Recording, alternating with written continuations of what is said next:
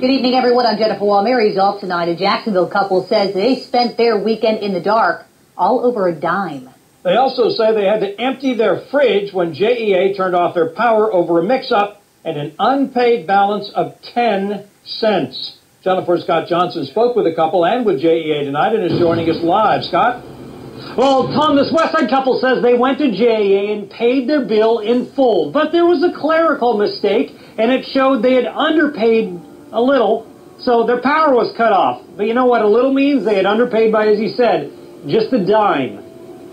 The Love family's lights and fridge are back on after it was shut off for days. They say all over a dime. And it was all over 10 cents.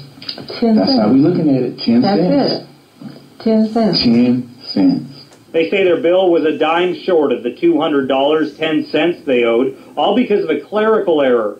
Gave me a receipt. As I'm walking out, I look at the receipt, and it says $200. I turn around, go back to the same rep. She asked me, did I do something wrong? I say, yes. The check was $200.10. I do not want you all cutting those off for 10 cents.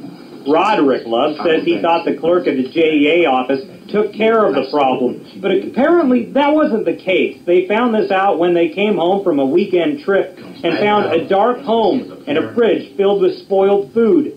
For me, being a pastor in the church, it was kind of rough. Was not able to, press my suit for church.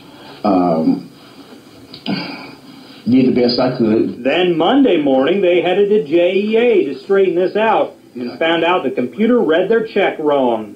Now, one thing we are hearing from JEA is that they will be compensated for all the food they lost. But the Loves say a big problem they had was on the phone. I talked to the emergency dispatcher.